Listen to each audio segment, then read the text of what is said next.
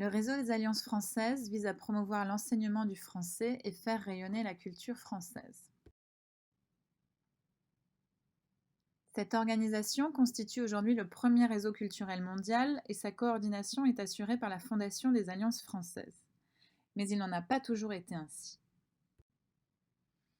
En 1883, pour pallier au déclin national, dû notamment à la défaite de 1870, et dans un contexte d'expansion coloniale, Paul Cambon et Pierre Foncin ont l'idée de créer une forme d'association qui aurait pour but de soutenir l'enseignement du français sur la base de valeurs universelles. Ainsi naît l'Alliance française. Un an plus tard, plusieurs personnalités rejoignent le conseil d'administration de cette dernière et en 1886, la reconnaissance ultime de l'association lui confère un certain prestige, ainsi que divers avantages fiscaux et administratifs. À partir de ce moment-là, les alliances fleurissent en Europe puis un peu partout dans le monde, jusqu'à atteindre 150 comités en France et 450 à l'étranger. Ainsi apparaît la première fédération des alliances françaises.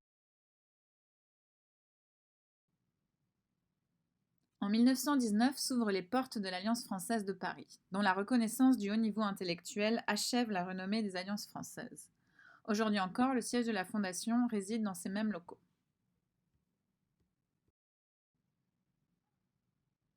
La politique menée par les multiples actions des alliances françaises et des comités locaux posèrent les premiers jalons de la diplomatie culturelle moderne. Pendant 50 ans, la multiplication des alliances s'accélère partout dans le monde et les années 2000 marquent leur modernisation. En 2007, la Fondation Alliance française est créée, puis renommée sous une nouvelle appellation en 2020, Fondation des Alliances françaises. Depuis avril 2020, la Fondation des Alliances françaises est présidée par Yves Bigot, directeur général de TV5 Monde. La vice-présidente est Françoise Nissen, présidente du directoire des éditions Actes Sud et ancienne ministre de la Culture.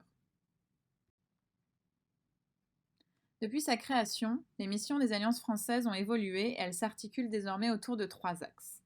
Développer dans le monde l'enseignement et l'usage de la langue française, faire rayonner les cultures françaises et francophones, contribuer à l'épanouissement de la diversité culturelle. Les fondateurs avaient à l'époque confié le fonctionnement des associations à des hommes et des femmes du pays d'accueil, ce qui aujourd'hui encore constitue une des caractéristiques identitaires des AF. À leur création, elles doivent obtenir l'approbation de leur statut par la Fédération des Alliances françaises, dépositaire du nom. La Fondation vient en appui aux équipes et membres des alliances en proposant un cadre commun donnant force, cohérence et reconnaissance au réseau mondial. Le principe est simple, chaque alliance est gérée localement par des responsables bénévoles et répond à certains critères. En cela, les AF diffèrent des instituts français. Le réseau des AF réalise un chiffre d'affaires de 212 millions d'euros.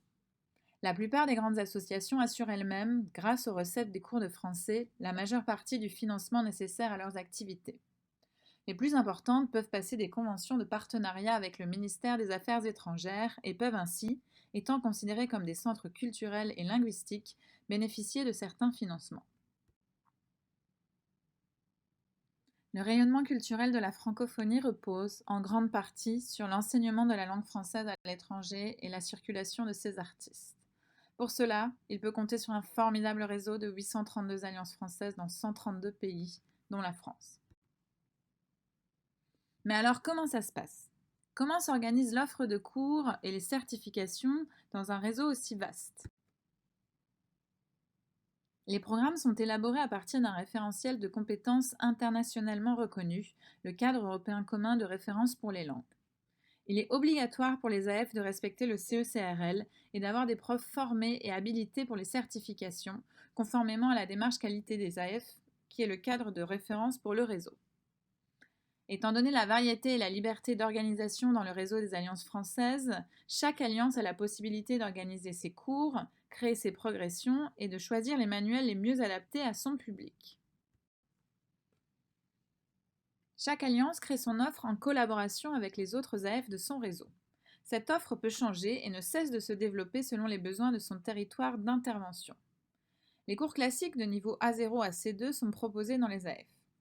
Des cours de flux généraux, des préparations aux examens et des cours jeunes publics. Dernièrement, ce sont les cours jeunes publics qui connaissent un grand essor, notamment en Asie. Par exemple, à l'Alliance française de Singapour, les cours enfants représentent 45% de l'activité de l'Alliance. Et ces cours commencent à partir de 12 mois. Les cours de préparation aux examens sont également très demandés. Pour cibler un plus large public, les cours classiques se déclinent sous forme de cours de conversation, de préparation aux examens et d'ateliers. Ateliers littérature, gastronomie, le français et Netflix, phonétique, culture et civilisation, le français avec RFI, avec TV5 Monde, Vin de France, histoire française, et j'en passe. Les cours de français sur objectifs spécifiques sont aussi proposés aux entreprises privées. Profitant d'autres espaces que les salles de cours traditionnelles, beaucoup d'alliances proposent, et ce de plus en plus, des cours récréatifs qui permettent aux intéressés de découvrir la culture et la langue française. Ces rencontres organisées par des enseignements bilingues ou en binôme se déroulent en général à la médiathèque, mais peuvent aussi prendre place à l'extérieur ou dans les établissements partenaires. Leurs objectifs principaux sont favoriser l'expression et l'exploration de soi, découvrir les traditions francophones, vivre une expérience culturelle, découvrir la gastronomie, stimuler sa créativité, mais surtout renforcer les liens entre les personnes. Il s'agit également pour les AF de diversifier leur offre et d'attirer un plus large public.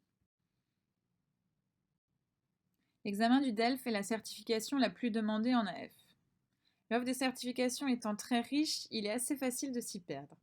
Nous allons découvrir les certifications les plus courantes et les plus populaires pour les apprenants, les enseignants et les professionnels. Le DELF et le DALF sont les diplômes officiels délivrés par le ministère français de l'Éducation nationale pour évaluer et certifier les compétences en français des candidats étrangers. Valables à vie, les certifications DELF et DALF sont élaborées par France Éducation Internationale, anciennement CIEP. Passer les examens de français du DELF et du DALF, c'est passer un test de français internationalement reconnu afin de valider son niveau de français auprès d'un employeur, d'une université ou encore pour des démarches administratives. Le TCF, test de connaissance du français, est une autre certification du ministère de l'Éducation nationale qui permet d'une façon simple, fiable et rapide d'évaluer et de valider les connaissances en français du candidat. Il s'agit d'une attestation certifiant le niveau. Contrairement à l'examen DELF, nous ne choisissons pas notre niveau, mais notre niveau est évalué. Le candidat obtient donc systématiquement une attestation certifiant son niveau et qui est valable pendant 2 ans. Également valable pendant 2 ans, le TEF fournit au candidat une photographie linguistique de son niveau en français en le situant sur une échelle indexée sur les niveaux du CECRL. L'examen est créé par la CCI Paris-Île-de-France. La formation professionnalisante à distance s'adresse à toute personne souhaitant enseigner le FLE dans des structures associatives ou des établissements privés en France et ou à l'étranger, tels que le réseau des AF. Proposant 2 sessions à l'année, cette formation est orientée vers la pratique de classe. Les cours alternent entre des lectures théoriques, des activités à partir de documents et des exercices d'application. Les étudiants sont suivis par un tuteur expérimenté et obtiennent un diplôme s'ils réussissent l'examen final. Les modules du DAFLE peuvent également faire l'objet d'une validation d'acquis auprès d'universités partenaires lors d'une inscription en master. Si on regarde ces chiffres, on note que le réseau d'Amérique du Sud est un réseau extrêmement dynamique et en tête du classement en ce qui concerne le nombre d'apprenants de français et le nombre d'heures de cours de français vendus. Par contre, si on regarde le chiffre d'affaires généré, Paris et New York restent en tête. En Asie et en Amérique du Sud, on vend le plus d'heures de cours.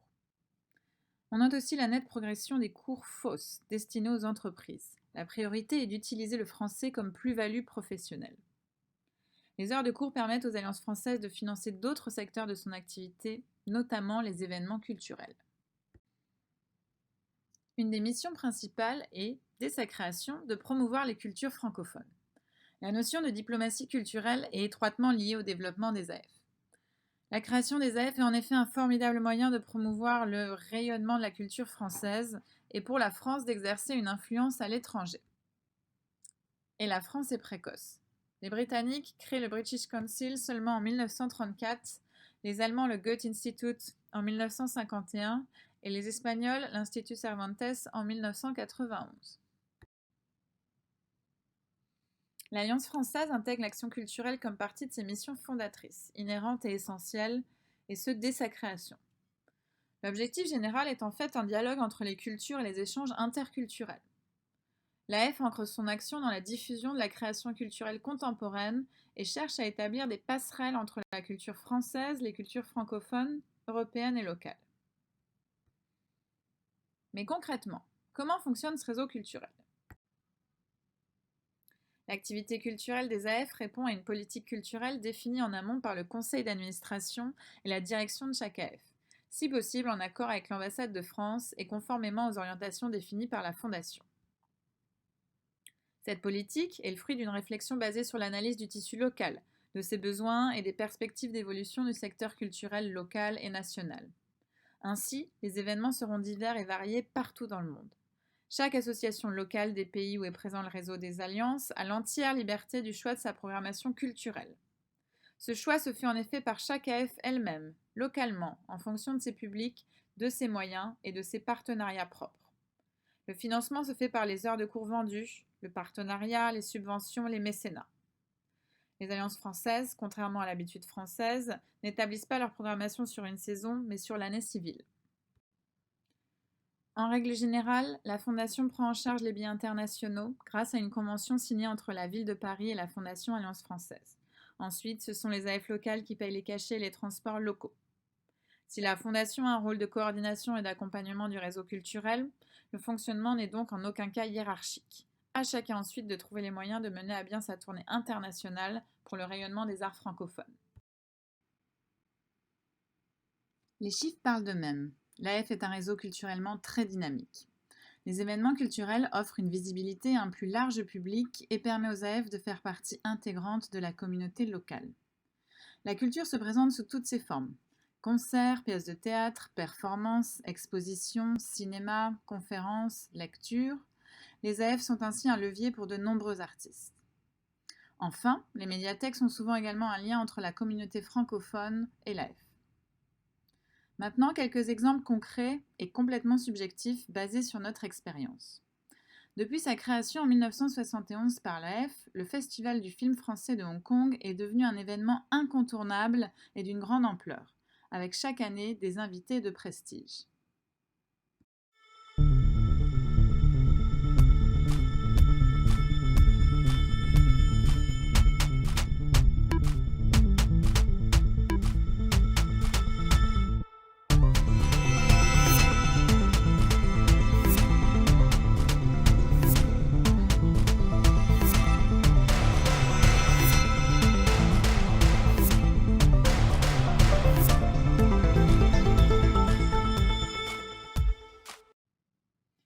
Ce qui donne lieu à de belles rencontres entre les apprenants et les artistes. En 2018, les apprenants des niveaux C1 ont ainsi pu interviewer les réalisateurs Cédric Clapiche et Michel Hazanavicius, ainsi que l'actrice Anna Girardot.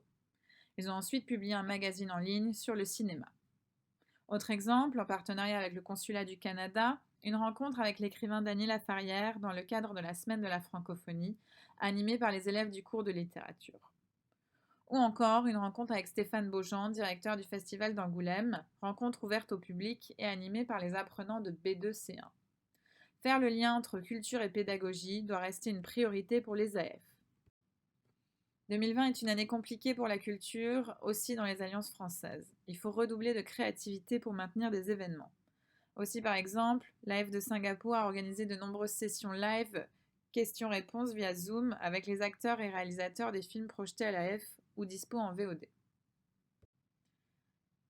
C'est une période incertaine et difficile pour de nombreuses alliances françaises. Certaines petites structures vont être obligées de fermer leurs portes. Pour s'en sortir, il faut relever de nouveaux défis cette année. Diversifier l'offre, proposer plus de cours en ligne, des formations hybrides. Aussi peut-on se demander quel est l'avenir des AF. Le rapprochement avec l'Institut français permettra-t-il de faire face à cette crise sanitaire et économique et de donner un nouveau souffle au réseau ?